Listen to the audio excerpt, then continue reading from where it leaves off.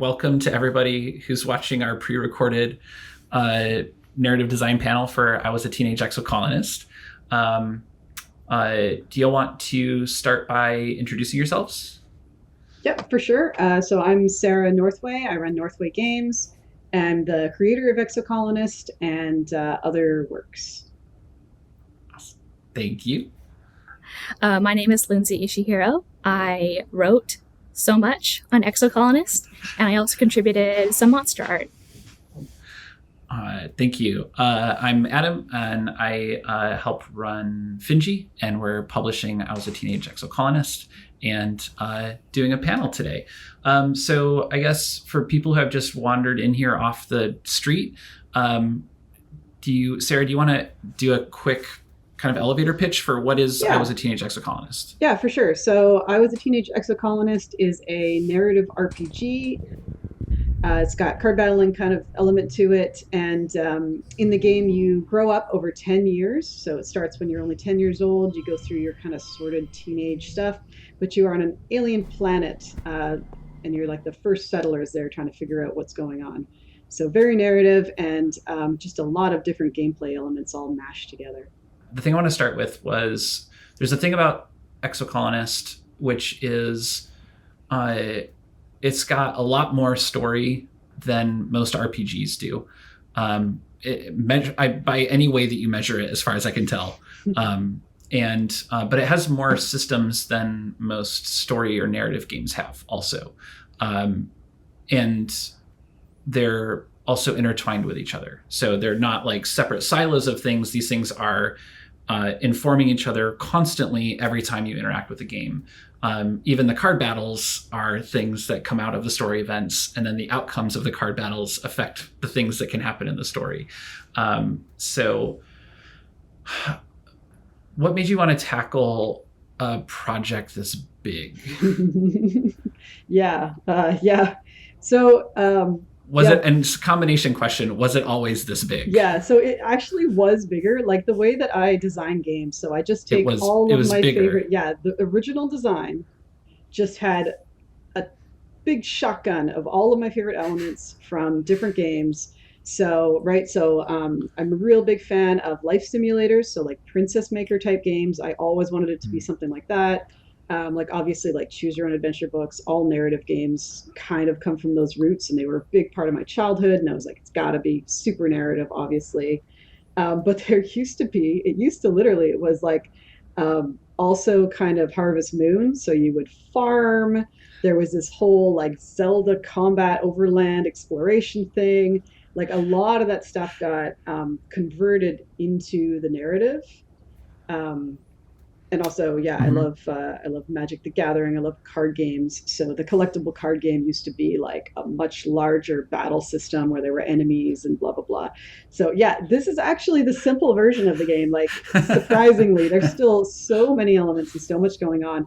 But like a lot of those things, like the combat is still done with the card game, but it is like it's a more metaphorical, like kind of smaller card game. And it's way more about managing your deck, and of course every card in the deck is one of your memories, so it all ties back into the narrative.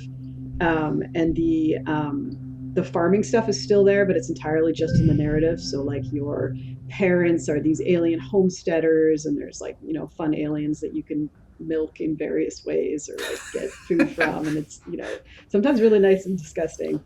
But so that stuff is still all in there, but most of it has just been like collapsed so that it's more told through the narrative rather than through other gameplay actions, which is one of the reasons that the narrative is just so massive and gigantic. Oh, right. So because it was also going to be like 3 other games, then it became mostly the one game with the massive story. Exactly. There was like a base building component where you could design your base. It's really, I mean, it wasn't that I was ever actually going to do all these things, but that was kind of what the original design document looked like. The base building stuff is still there in that there's kind of a politics component, especially later in the game that like becomes really important. So you don't actually get to like change how the world looks, but you get to like change it in the narrative quite a bit. Yeah. There's like 3 different strains of story that I think fans of different genres are going to recognize in the game. There's the overarching like adventure story where you're a colonist, and then there's the sort of like base building life sim elements where you go work on the farm or you go train with weapons, and each of those have their own stories. And then there's a whole other stream that fans of other genres will enjoy, which is like now I have building affection with the various characters that I meet. So there's like 3 different strains of narrative that are equal weight in the game, and I feel like you can play the game in any of those 3 streams or picking any of them that you like and still have like an interesting, neat gameplay experience. Yeah, and I think the extent to which this game tells multiple character stories, like there's a main character, you primarily sort of see the world through their eyes, but like they interact with so many people so often, and the game covers such a large kind of span of story time, like 10 years, that I feel like more like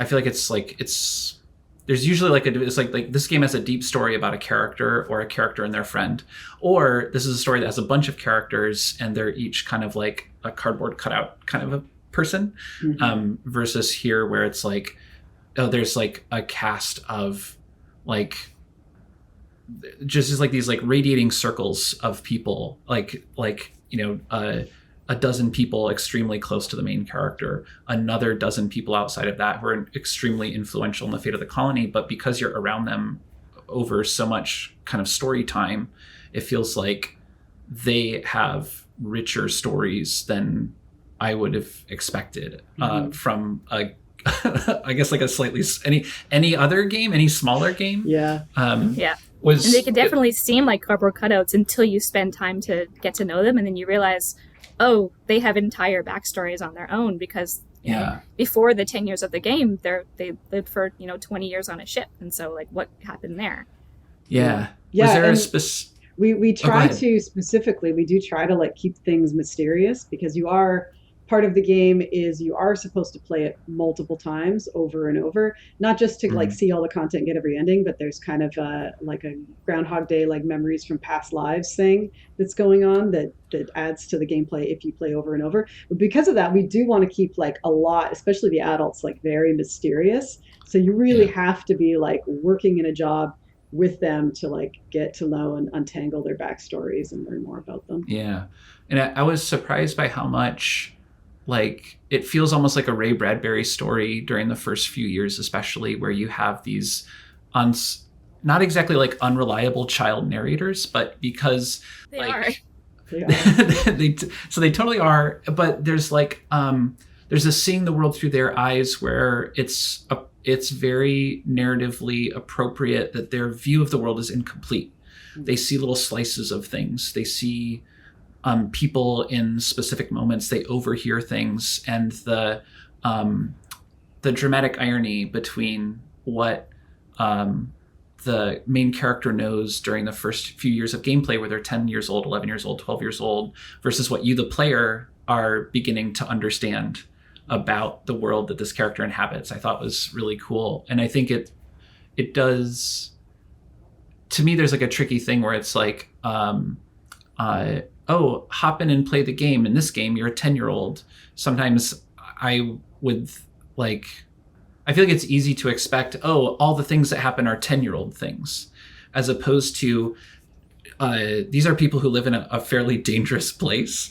And all the grown-ups who are responsible for the well-being of everyone who is in this dangerous place, that's your environment. That's the surroundings.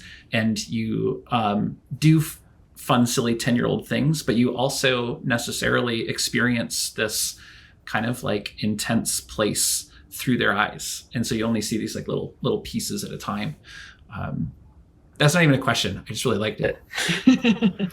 It definitely supports playing it over and over, because, I mean, even the characters themselves, if you talk to them during different months, or if you talk to them during different years or after certain events, they will say different things to you. So it is actually worth getting to know people over different lifetimes and experiencing like everything they have to say to you. Yeah, and you have this real sense of like we're going to be talking about choices and consequences and things like that a lot, because this is a choicey game and a story game, and that's how those things manifest. But the game's broken up into 10 years. Each year is broken up into seasons, and there's kind of like 13 months, and you essentially kind of have like 13 big choices you make each year. And so you do get a sense of like, I'm exploring one sliver of this. There's things that I'm choosing to do this. That means there's things I can't do. And also kind of like there's a sense of like the colony having a life of its own outside of the specific activities that you dive into. And so there's then this like, it feels like this big palette of things left to go discover after your first path through this big kind of sprawling living place. Yeah, absolutely. I wanted people to like feel kind of left out of stuff, right? If they weren't over there doing that. I didn't want it to be like, that doesn't exist. Like that character doesn't exist because you didn't choose them at the start of the game to pursue or whatever. Like a lot of games just kind of do that. But I wanted you to actually feel left out. Like later you hear that like that character is dating someone else and they've had all these like fun adventures and you just weren't a part of that and you didn't get to see or hear any of it. And you just kind of hear glimpses of people living their lives without you. So like it feels more alive, like things are happening with or without your presence. Yeah. In some ways you don't feel like the main character almost, except for the fact that the main character definitely is the main character because they're stuck in the time loop and they have god powers, but in some ways you don't feel like a main character, like kind of you don't feel like a main character in life either. Well, I like that it gives it everything. To me, it feels like there's a lot of stakes for things, but also the other characters that you interact with feel a lot deeper from it, as opposed to like, I can't do the thing. How am I going to get all the achievements or something? Like it doesn't feel like that. Like right away, it feels like, like when I worry about characters on my playthrough, it's because I know that they have lives outside of my character's life. And like your imagination kind of like goes to play, at least for me, it like goes to play in those spaces. It's like, well, like that guy's in a really crabby mood now. Like what happened while I was off doing sports for fun last month? Yeah, like characters will fight each other and come back bruised in certain months, or someone will, sort of talk sort of obliquely about like, what do you do when someone won't stop calling you? And what do you do? And you can sort of like, you can kind of see what's going on. I love having a space. Like it feels like a cake and eat it too thing where like on early playthroughs, your imagination lives in those spaces. And then you also get the chance to go like stick your nose into that later if you really, really want to, or you feel like you need to achieve some other kind of like goal that you have. I think a lot of people who play sort of get to know kind of people games where there's, love and affection, they're really burned out on games where affection is as simple as talking to them and giving them gifts. And like that is an element of Exocolonist because that is a very good way to get someone to like you. But at the same time, if you do want to like go down a character's path, you kind of need to be a complementary kind of character to them. Maybe you need to farm a lot, or maybe you need to explore a lot, or maybe you need to have certain political opinions that they're going to see and be like, yeah, actually, I do think you're a cool person. So hopefully that's a bit more of a deeper sort of like affection system than a lot of people have started becoming a bit burned out on in love style games. I parse it as a game designer as stats bait, but there's this really cool thing where especially because there's time loop, there's replay gameplay, you're constantly running into these interactions that are like, hey, if you knew more about this, or you were a little bit stronger or braver or more perceptive, there's these things that would be available to you. And not just on a replay, but also potentially like in a few months if you commit to this goal. And the way that it puts you in this mindset of like reverse engineering your own little mini quests. You're like, I really want to like help this dude out. He's having a rough time. But in order to do that, like the thing that's going to pull him out of the doldrums is to get better at science and share wacky science trivia with this guy. And I wouldn't normally for $1 million step foot into a science classroom. However, like I'm so sympathetic to this character that I'm willing to do anything, even learn science. And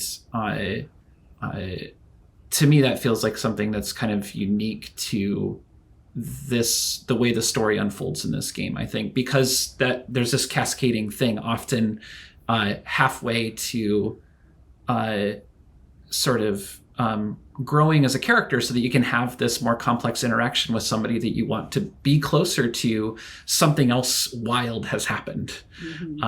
There's this tendency to show up in the science classroom and something very weird has happened there just as you come in. And this isn't exactly a question, but like yet, but like, what is how did that grow up out of all of these mixed influences, I guess, like the this kind of like all these little places where you encourage the player to go try new things as a way of moving through these relationships that aren't just token based or gift based, because it's really cool. I think that I'm responsible for adding a lot of the complexity to the game.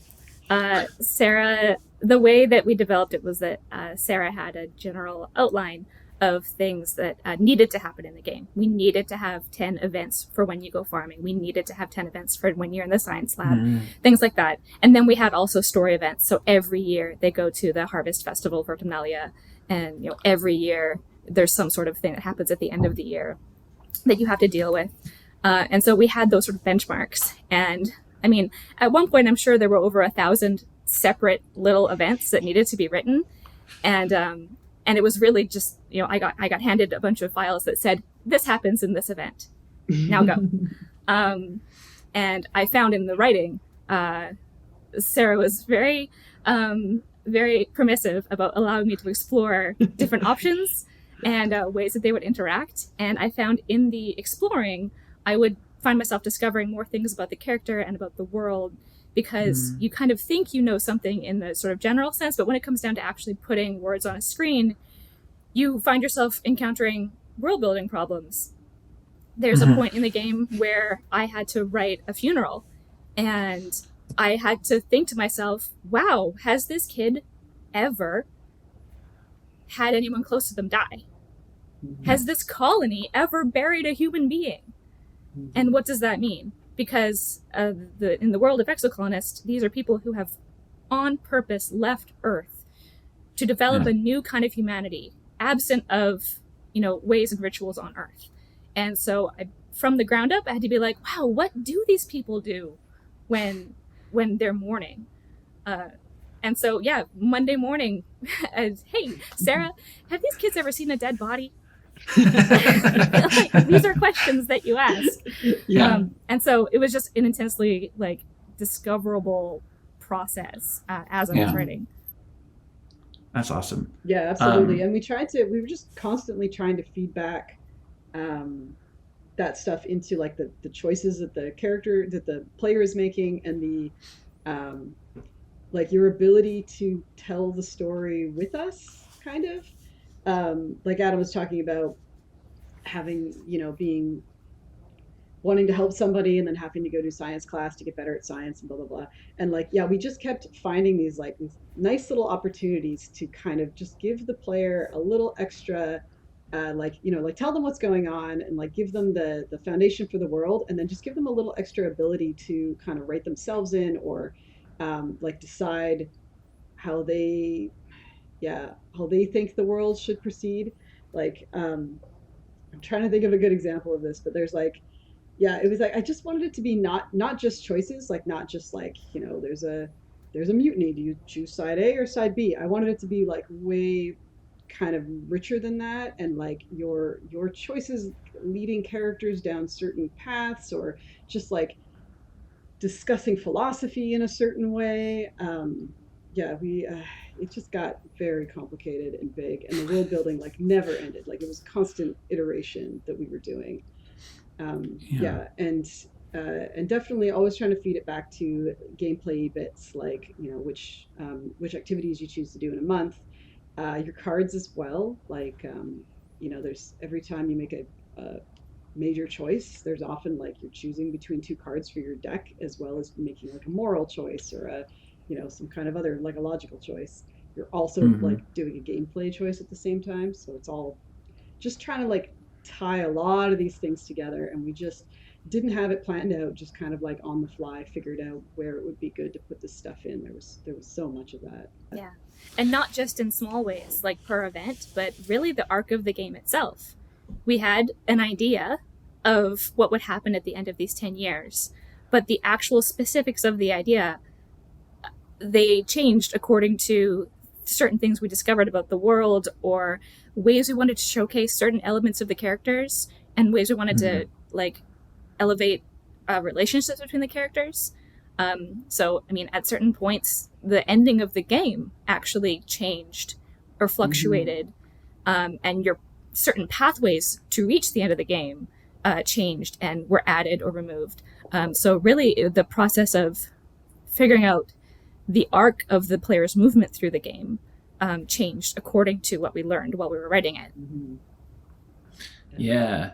So as opposed to like a top-down, like we know it starts here, we know it ends here, here's the ground rules for everything, fill in all these branches. This sounds a little bit more like there was a notion of like not a critical path exactly, but like there is a path forward that goes through. We know there's seasons, we know that there's a festival, we know that the glow season at the end of the year is can be a tough time for for the colony. The planet seems to get a little rowdier that time of year, and then maybe the writing and designing process seems like it started to then grow out off of that piece. So things like this stat-based interaction, some of those things, those were things that grew out of I guess it sounds like seeing opportunities for things. So you're writing a story event, you get to a certain point in it and you go, it'd be cool if you had to do X first, and then that would kind of trickle out from there. Yeah. Yeah, definitely. And we were like really expanding the story too. Like when I first started the game, the idea was 2-hour playthroughs and lots of little loops. Yeah. And then at some point it was just like, it wasn't feeling right. I think it was mainly like the art was so beautiful and the characters just looked so interesting. And I'd planned for these like really terse little things, like oh, your friend died, like here's a card to commemorate it, like that's just it, right? So yeah, so exactly. So like as we were writing, we were just like expanding it out and just being like, it felt so much more right to be able to just spend a lot of time and to be able to build things up emotionally. So just by the process of turning my short little this is what happens in this event into like full rich things, like the world was enriched, but like also just like the number of words in the game ballooned out of control. Did this include the the game sets itself up to have this kind of like what feels like I guess like it seems like a rigid or simple thing. It's like, okay, each season you pick an activity that can be a game or a school or a job or going out into the wilderness. Here's your bits and pieces, but like we were saying earlier, often you go to do one of those things where like I'm gonna go do this, that'll give me stats and $3 or something, right? 3 kudos. And you go to do that and you get there and there's like a big surprise waiting for you. Was that something that was built in from the get-go in terms of like, this is how story events work? Or was that another one of these like, how do we like spice up and expand It was like the time the as you go through frequency of seasons. those was going to be way less. Mm. And so like I don't know how many jobs there are, like 15 different kind of things you can do, and each one of them has a full timeline of stuff. But now there's also like these short little non-events, these little barks between them, where sometimes you'll meet a character and get a little friendship with them because you're working with them in the same place or going to school with Mm. them or whatever. But they don't have choices; they're just little ones. So those were all added afterwards as we were growing it. And the frequency of those events like went way up. Like originally it was going to be that you would really have to focus if you wanted to get through all the events for one thing. You had to Hmm. only do that thing in a gameplay in like one life. And now you can do, I don't know, 5 or 6 things, and you could get to the end of all of them if you focused a bit. So Yeah. yeah, so we just like way increased the frequency and the like kind of amount of little surprises that are in there. So there's just, almost every time you go to do a thing now, there's something interesting is going to happen. Yeah. I love the way that it like is you're talking about adding complexity and richness to story decisions. Like here there's a story decision, it's a moral character decision, it also affects friendships, it also affects your stats. You also get a card, but then when you add into the mix like and probably weird surprise when you go there. Mm-hmm. Like that to me is like that's usually what makes it so I can't stop Mm-hmm. playing it as I'm going through because it's like, oh, like I do want my numbers to go up, but also like you get there's this like great feeling of anticipation, I think, when you go in and you don't know what's going to happen, but you are very confident that something's up. And it's all specific to those locations too. Like it's not just like, oh, it's this month, like, and you did your activity, the surprise event for the month happens. It's no, you were pursuing a thing going down a certain path and there's a specific surprise for you along that path. And it's just so much more rich than I think I'm used to experiencing in like an RPG or a story game, really. Yeah, I mean, a concrete example of that is, very mild spoilers, one of the characters discovers a pet and keeps it in secret. And you will never discover this unless you really make the effort to kind of be like, I want to be your friend and you're going to tell me a secret. And that's an entire arc of the game that you might never experience if you decide to go do something else with your life. Yeah. Well, and I like that that when you find that when somebody's got something squirreled away in a shoebox in a barn somewhere and you get to the bottom of it, it's and this is kind of like I want to get at as kind of one of the last questions that we do later, but it doesn't feel like, oh, you've unlocked a quest, or oh, you've achieved 3 moral points, that's going to change your game ending. This complexity of feedback that you get from making choices, that you get some stats, you get a card, you get these bits and pieces, means that you get all of this acknowledgement. You get this like, hey, this was a cool, weird little thing that happened.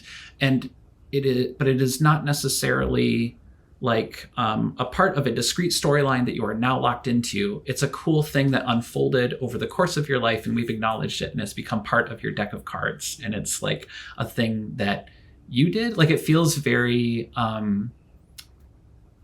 I feel the culmination of these things, like all the systems and all the story stuff and how they interact, to me, it feels like the amount of agency that I have within the story is so much higher than I would normally expect from an RPG or a story thing. And was that one of the, like, is that part of this like dream game design document thing? Is like, is because I think we've gone through a period of narrative game design where agency is like a present concept, but often it's like, branching stories are about seeing different, it's like a Rashomon kind of idea almost. Like it's about seeing different points of view, but the story is the story. And it's, that way we can guarantee that, it's got a start, a middle, and an end or whatever. And this feels like a very different narrative experience to me. And I think because of this the complexity of the acknowledgement of the decisions that you make and the little things that you experience as you go, and the fact that they're not modular but flexible, that you can kind of like dip in and out of things at different times. I wanted it to feel like almost generated, like it's not. Like Exocolonist is very deterministic. There's things that will change every time you play, and things will change based on, who's your friend, and how old are you when you get the event, and blah blah blah. Like I just wanted it to feel like there was just so many little variables and so much going on that it was as if the world was alive and like different every time, even though it's technically not, which makes it easier if you want to like get a specific ending or like trace through or whatever. You can get exactly the same flow again. But I think it does successfully feel there's just so many things, and we were so ambitious with the conditionals everywhere, like characters and huge things that can change. Characters can disappear, and then you have to either have them not be there for this whole conversation you were going to have with them, where you need to have this conversation with somebody, so you have to like swap it all out. The content changes. There's so much, like there's what, 1,000 events, 800 events, something like that. I think it was like, a little over 800 at the end. Like each event is like double the size because of conditionals, because there's like so many variations, because the events can happen when you're young or you're old, kids sound different, like the condition, like the later in the game the colony's kind of at war with the planet. There's like like really the tone changes a lot, so there's just a ton of small things we had to do. Lindsay had to do. This was like, I don't know how you just kept it all in your brain and that you could just remember like, oh no, but what if this scenario, and stick those conditionals in. But I think it was really, really successful in both making the player feel like they're powerfully changing things, because you can change really big things in the game, and that the world is flowing like water around them, and it's very dynamic. Yeah, one of my favorite events towards the end of the game is one that gave me the most headache, because I walked in thinking, oh, it's a simple event, and then I realized you can walk into this event with 7 or 8 different world states, and the character you're talking to is going to react to you differently depending on which world state you are carrying with you into it.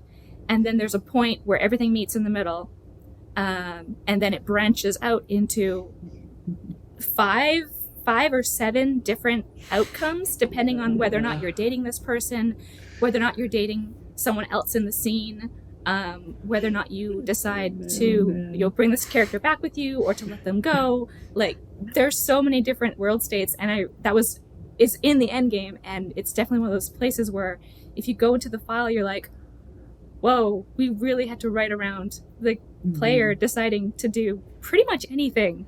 And then how do we talk to them after this? I know, right? For me, it was the knowledge ones, the ones where it's like, do you know about what's going on with this thing? Do they know about it? Do they know that you know? And like, oh man, some of the big secret stuff.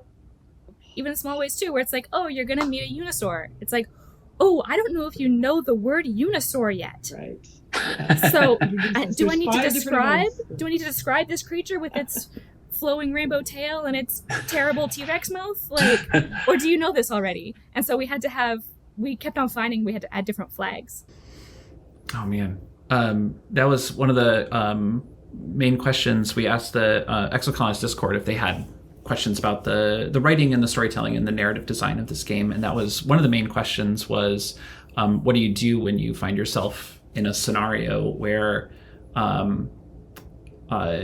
like the character has made a bunch of choices, the world state has progressed to a certain point, and you have to, something has to happen there. And it sounds like part of the solution was just allow almost all the possible things to happen and just write all of them. That sounds really intense. We were strategic about some stuff, like a lot of the really big changes. Like you can become governor of the colony, like that's going to mess stuff up. Like that stuff can only happen in the last few years. The last year is just like a mess of big change stuff that could be happening. But then we also segment a lot of the events for kind of like childhood-ish period and mid-teens and then kind of adult-ish period. So there's a lot of events that could happen over maybe 4 or 5 years, but not over the whole game. So we didn't literally have to write something, like you meet a Unisaur, you're 10, or you meet a Unisaur, you're 19 and you have a big gun. Like those are very different events. So there's actually a divider. You won't see both those events at either age, but so we separated all out. There's a very good obvious divider right in the middle of the game where we were able to be like, childhood, adulthood. Yeah. I didn't put this on our notes. We were originally going to be talking about narrative design, but there aren't a lot of games where everybody in the game who survives lives a whole 10 years and grows and changes over the course of 10 years. But aside from the kind of intimidating thought of trying to write all of those stories, to me, one thing that does stand out to me is the design utility of having characters that are different ages, because it's such an intuitive, to me, it's such a, not that it was necessarily obvious or easy to think of, but as a player, there's this intuitive sense of the things that you would do and the things that you could do changing as you get older. And so the things that you would do or could do as a child it's just built in a way that those would or could be different when you're an adult versus a teen, that your interests will change, that your friend groups will change, that your responsibilities in and around the colony would change also. Was that sort of I don't know, an early design doc, boy, this will be handy. Yes, it's a big time scale, but or is this something that comes out of the life sim genre even? Yeah, definitely. Some of that stuff is just life sim basics. You do want to unlock things over time also to keep a game interesting. So it makes sense to just have your experience change, because that's good for the player in general for any game. Yeah, definitely. Also, I don't know. Yeah, it's just fun thinking of reasons you can't do this job anymore because the building it was in has been destroyed. That's just an interesting scenario that it was and part of it's we had that opportunity because we did so much stuff in narrative and didn't need to change the whole gameplay, and I don't know. Yeah. Oh, interesting. Right. So much of it just comes down to, we can write words and say whatever. There's a lot of gameplay elements going on there, but all we have to do technically is just remove, one link, one option that used to be there to go do a job. It's just now. We don't have to remap the buttons on your controller or things like that. So we can change the world state pretty easily compared to so the kinds of things that you can do with the design, the kinds of story events that can happen when because you're talking about the design was bigger, there was going to be base building, there was going to be all this other stuff, and then we made it smaller, and that meant all that stuff went into story. It sounds like on some level that is what kept it big. If that makes sense, because if there was the base building thing, then you'd be if the building gets destroyed, then that's going to affect the base building game, and what does that do for that, and what does that do, as opposed to this is the things that are really important about this actually are what it means to the characters and what you can do as a player and your player agency. And so it being in narrative means that you can almost do more with it, or at least at the very least keep the things that were really important about it present, which is really cool. Yeah, that's super true. I mean, when you're building a fully fleshed out AAA world you can run through, and you want a character to discover a castle, 50 different people need to be involved in the decision to have that character discover a castle, where in Exocolonist you just have to write, I discovered a castle, and then maybe if you're really lucky, someone will draw art for it. Exactly. But that's not necessary. It's it's a decision. We have a ton of illustrations, but they don't even get close to touching the number of things that can happen, or the number of places that things can take place. We just went way out with the writing, just not worrying about having to have it match anything. Well, and it's and it also to me it feels so generous, because you didn't find a rushed 3D castle stuffed into a valley somewhere at the last minute because a quest said that it had to be there. Instead, you get to you get to read this, the equivalent would be reading an evocative description of it, and you get to participate then. Like, it's your version of it. It's what you see. Maybe you get to go draw a picture of it. Yeah. I hope people do. Yeah. Yeah. Let me check where I'm at on my notes. I think second to last thing I wanted to talk about is, we've been touching on it a bunch, but the funeral scene earlier in the game really jumped out at me as this almost like a demonstration of like the player agency thing that we were talking about. That was the first time that it jumped right out at me, because this character dies very, very suddenly, and spoilers, it's related to like an equipment malfunction.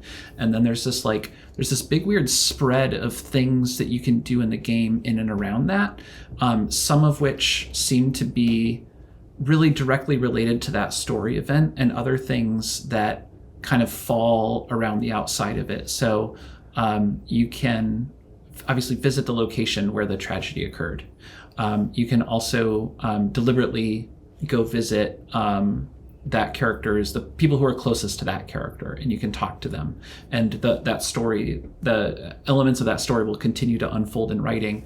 But then there's places built in, because it was an equipment failure, you might have a reaction of like, I want to do something about this. I'm going to express like my agency about this is I'm going to go study engineering, which like I would never set foot in that building under normal circumstances. But like, I didn't realize that there were potentially stakes for this. Like my survival potentially and my friend's survival might depend on me as an adult being someone who can maintain the equipment in this colony, because it's just that serious. Or,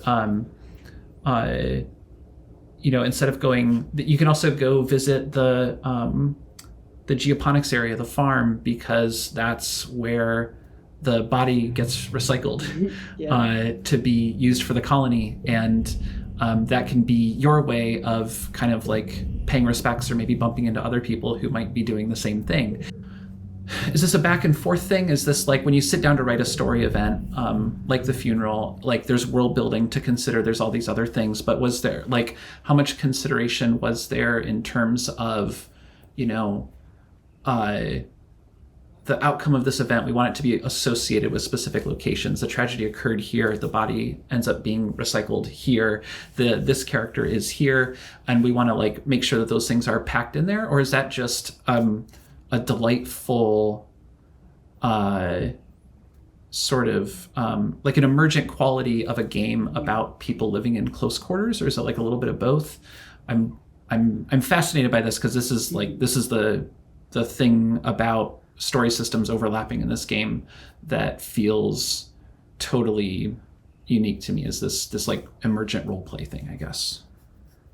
Yeah, I think that's what happens when you create a world and put so much effort into world building and options. I think that is an emergent quality. I didn't write anything hoping that someone would follow the path. I left breadcrumbs, but I also left other hooks for other places. And I wanted people to feel like they were a teenager growing up in a colony, and what did that mean for them? There's a couple places where your mom will come sort of like ride you a little bit because you're not doing anything with your life. And, as a parent myself, I wanted to make sure that this interaction with your mother was true, like that you felt that she was really concerned about you, and she was really concerned about the future of the colony. And she wasn't telling you that she was scared that she might die, or your father might die, or all the adults might die, but she's definitely telling you that she is scared that you need to be able to protect yourself and be the next generation, because there's only 100 humans on Vertumna at the beginning of the game. And she knows the equipment's going to break down. She knows the food is going to run out. She knows people are going to die because it's more dangerous than she's telling you. And so rather than just having, Chrono's mom opening the blinds at the beginning of the game and saying, "Hey, sweetie, you should go to the fair today." Like, I wanted that to be a real I wanted you to get the sense that you really did have to get out there and figure out what you were going to do with your life, and to have that interaction feel real, and to have the player feel like they were making that choice. Yeah, I got berated for not doing good enough in school specifically. She will berate you for a lot of things. I love your yeah. mom. It's so good. Yeah. She's a good lady. Yeah, not based on my mom or Lindsay's mom. Oh, not at all. She's just a good lady. Yeah, she's tough. Yeah, and it didn't feel unearned. Like I had been really not going to school for quite a while because I had other things that I wanted to do. I was sneaking out. It was like, Yeah, the game's relationship to school is pretty funny. So it's like very optional. But like, she is a flawed person. You are kind of like, man, my mom is really mean. Mm-hmm. And then you go through the game and sort of like you do in real life too, where you're like, oh, she was really scared. And so you get to experience that over and over and kind of get to know the characters over and over as well. Not just your mom, but also your dad and all the other adults in the colony that are deliberately keeping things from you and yet also trying to help you grow into a person that they can work beside for the next, lifetime. Yeah, and like all these characters are, I often, like, it's been weird in other conversations, I refer to them as people more than characters often, which is not a thing I generally do when I talk about like things from video game stories. But I think that's a big piece of it, is they're never it's never like a dress up for an inventory item kind of a thing, or like or like a vending machine kind of a thing. Like there's all these kind of like models for people in games, and that make lots of sense for lots of reasons. It's like, oh, this is a charming way. A vending machine as a person is more charming than a regular vending machine, so maybe we can do that more and more and more. But they do lose something. They kind of like stop being people, and like the amount of exocolonists that you play out of the game, I think, is like a piece of that. Like you play through a couple of years and you have a really wild time, and you do end up spending time thinking about like oh, this is like, your mom is scared, but she's also kind of like frustrated because there's this thing that she's really good at, and how good she is at it actually isn't the sole arbiter of its success. And she doesn't want to take that out on you, but also is like pinning things on you because like, if you don't succeed her, maybe there won't be any food anymore. And like it's very good. Last thing that I have written down is what was, just for each of you, what was your favorite thing that you got to put in? If you have one. It's a lot of things. It's like, out of over 800 story events, which one did you like the most? But whatever little piece it is, I was just curious. So for me, I feel like I was thinking hard about this one. So it's easier for me to think about things that didn't make it in. So there was a character that was like a self-insert that didn't make it in. It was the player character had a big sister named Vess, and Vess didn't make it in. There was also an entire like Handmaid's Tale kind of theme to the colony. They were going to like make all the women have kids, whether they wanted to or not. There was like a lot of pressure. And her big sister hated this, and she hated the colony. And so she didn't make it in. None of that made it in. It was too tough. But a lot of her stuff made it into Dis's plot line. So he's like the emo, kind of loner kid who just like really likes exploring and being away from the colony. And and over time he gets more, like distant and more unhappy with how the colony's going and colony leadership and stuff. And he ends up being like, like kind of controversial and like gets violent and has a real duality to him that you can feel sorry for him and you can love him, or you could just see him as kind of a bit of a monster. And a lot of that stuff came from this other character, and maybe came from how I saw my own teenage self a little bit. So I guess that's my favorite stuff that's in the game, is like this is like transformation, and he's got good endings, and not so good endings depending on whether you befriend him and steer him in a certain direction.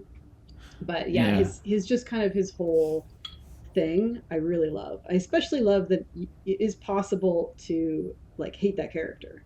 Like it's like all the characters are like that you could take one look at them and just be like, that person's awful.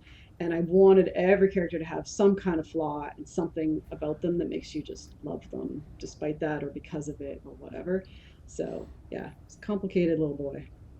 Yeah, there are some characters that are really easy to love, and some characters that you just have to grit your teeth and be like, I promise I will get to the end of your affection line so I can figure out what the heck your deal is. And you just have to deal with it. But it's kind of like that in life too. Like sometimes you gotta eat crow if you want to get to know someone and figure out what their deal is. My favorite thing to add into the game, it's really difficult because every time I started writing a new character's like affection arc, or figuring out how they interacted with the jobs that you would most likely interact with them, they became my new favorite character, because I really like it was like building my own friend. It was like Build-A-Bear, and I have 10 new friends, and they're all fictional. So I really liked that. But what I really enjoyed exploring actually was right at the end of the game, after I had spent so long with my friends, I got to write what happened to them.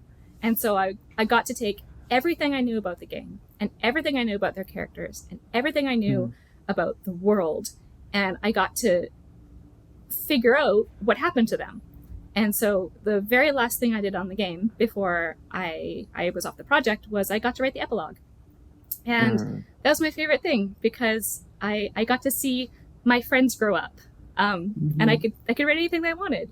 And it was a nice little way to cap off and to know the end of my friends' stories. Yeah, those were really great. Just extrapolating into the future, what could happen to them, and like with so much complexity, like depending on whether all these events happened, they would change the course of their future lives. Wow. Yeah, you're really well done. Thank you. That rules. That's everything I had. Is there anything else y'all wanted to attach? Yeah, that feels like a good place to end it. Awesome. I want to say a quick thank you to a bunch of the folks from the EXO Discord who put a bunch of questions up for us. Heckin' Robin, Bex, Trolley, Tarka Dalex, Allie the Icon, Emily, Welkin, LX, La Chouette, DT, and Joy. I am very confident I didn't ask anyone's question verbatim, but I did go through everything and try to clump it up into what were the things that people were the most curious about. So hopefully we scratched some of those itches.